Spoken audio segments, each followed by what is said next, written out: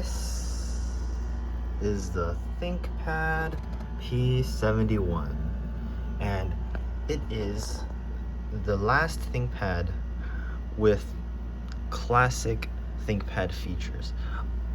You might disagree with me, but stick around and you'll see why I think so. And so let's start off with the keyboard. The keyboard is arguably one of the most important things on a laptop. I mean, you're typing on it all day. This is how you interface with the computer, and it is also one of the main selling features of a ThinkPad, because everyone knows that ThinkPad keyboards are some of the best keyboards in the whole laptop industry, and the P71 does not disappoint. Every key feels snappy.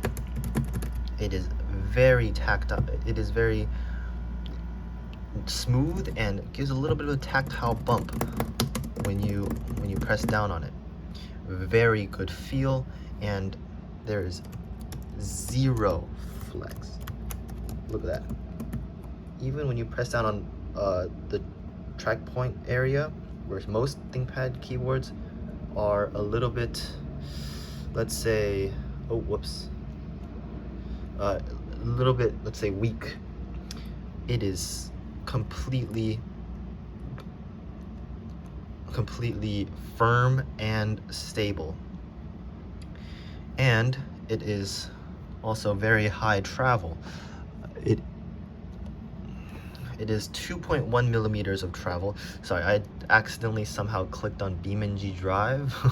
It's fine. Anyways, it's 2.1 millimeters of travel, and it honestly, I can't tell the difference between 2.1 and 2.5 of the more classic ThinkPads. It is very nice feeling. And it is also backlit with a 2-stage backlighting. Very nice. When you look at it from this angle, it's very dazzling.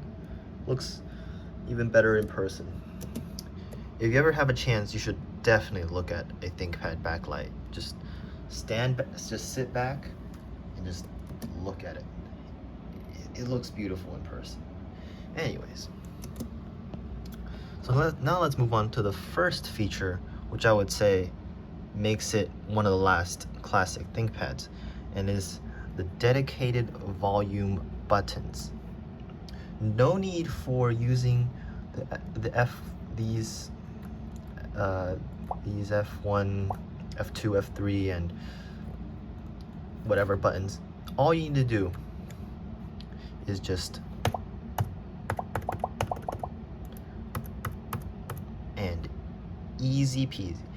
So that means you can keep it in FN lock, and you don't have to keep on using FN to adjust the volume, because honestly, volume is one of the most adjusted features, adjusted settings in any laptop, I would say, because sometimes videos are louder or quieter, and you just need to adjust the volume. And having to do this is sometimes just annoying, and it's like, bleh.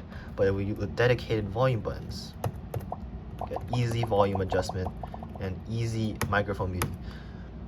Very nice. It's a classic ThinkPad feature. It used to be right here. There used to be mute, volume down, volume up, and on the newer classic keyboards, there's also the microphone mute. So that's the first classic ThinkPad feature that this ThinkPad has, and is the last to have. Because with the newer P72, and they basically took the same keyboard from the T580 and just slapped it on. It looks ugly because you get bigger bezels on the side, and it's just bleh, ugly, dumb. Anyways, and it's also lower travel, so, and it's also like smaller. Anyways, the second classic ThinkPad feature is also on the keyboard, and it is the green status LEDs, the green and amber status LEDs. these are very pleasing to look at because green and amber have a lot less brightness to them when compared to pure white. It also, like this, and it also just looks a lot better in green and amber, don't you think? It just looks great. And power button's also green, and the hard drive indicator is also green. Very nice. So now that we got the classic features of the keyboard out of the way, we can look at the classic key features of the Trackpoint. So the Trackpoint, is able to, because of its same fitment as older Trackpoints, you can remove this slimmer Trackpoint, and if you take a laptop such as the X61, you can yoink this one's Trackpoint, and you can use it onto here. Sorry. There we go. And it's great, you know. For a newer ThinkPad with the lower 1.8 millimeters of travel, can't do that. It's got smaller stems for the Trackpoint mounting area, and it just won't work.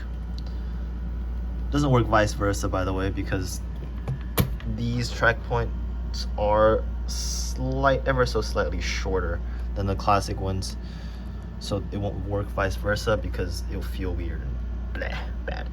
Anyways, how is the Trackpoint? It is superb. It feels basically like a 2.5 millimeter high Trackpoint, and it's great. It's very great. It is precise. There's very little drift that is common on lower profile Trackpoints, I find, and overall very nice. Next is the buttons. The buttons are also not, but the buttons are not that nice. They're classic buttons, which means that the left and right clicks hinge from the keyboard, but they're not great. They don't feel great. It's a little mushy. It's a little mushy. It was a lot more mushy when I first got it, so maybe it's like gonna get better in the future, but still very mushy. Anyways, now we move on to the Trackpad, where we see another classic feature. Now this feature wasn't removed immediately after with the P71, but it's still a very nice classic feature to have, which is the dedicated mouse buttons. You got left click, middle click, right click, and these buttons honestly feel better than these buttons. It's a matter of personal preference. The trackpad surface, it's nice, it's smooth. It has been worn down a little bit by the previous user, but overall it's very nice. So, and there's another classic ThinkPad feature, and it is the separation between the trackpad and the Trackpoint buttons, where you see how there's this little gap where you can kind of rest your finger and not mess with the trackpad at all. Very nice. And also, you got these speckles of blue color, which is very nice. It just completes the Trackpoint button look. Anyways, so now let's move on to the screen. The screen, it is gorgeous. I got the 4K panel, and it has very, very good viewing angles. I mean, look at the viewing angles. It is superb. Side viewing angles, very nice. It is also very bright. Look at this. Oh, the screen is literally brighter than my future as a YouTuber. Oh my goodness. Anyways, overused joke. Anyways, so the camera, it's mediocre. Nah, we don't care about the camera. The microphone's mediocre as well. We don't care about the microphone. The speakers, they exist. ThinkPad's never really had great speakers. Maybe except for like the later 4x3s. Those had pretty good speakers, I would say, but overall ThinkPad's never had very good speakers. So now let's move on to the exterior. You get the classic ThinkPad rubberized coating in the classic ThinkPad black. They were doing a little bit of a dark gray for a while during this era, but good that they made it black. Very nice. Engraved Lenovo logo, not classic, but I think it's cool. And ThinkPad, not classic. Because if it would be classic, you gotta have the IBM and stuff. Anyways, so, and on this side, now let's go to the ports. So on this side, you see USB, and what do you see right here? Yes, you're not mistaken. This is indeed an optical drive bay. It is spaced out currently because I don't have an optical drive in here, but you can put, and it's only a spacer, you can put a HDD caddy and you can get another SATA HDD. And on the topic, which is very nice, the front, there's no ports because who cares?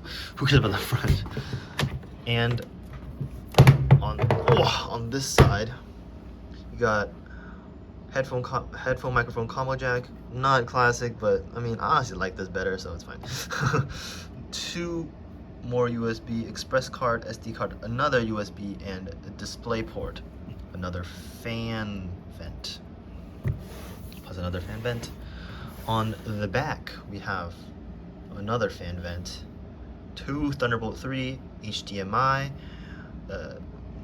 full-sized Ethernet. You got, it's not like a weird flip out thingy, and the charging port. Interesting charging port is that it does have a charge indicator, which also got stripped from ThinkPads of this era for some reason, but this one does. Boom. Since it's full battery, it's gonna be green. If it's charging, it's gonna be orange. Another fan louver and the big hinges. On the bottom, yes, there's ports on the bottom. Whoa. We see the docking connector and the battery. Let me go ahead and plug it in so that I don't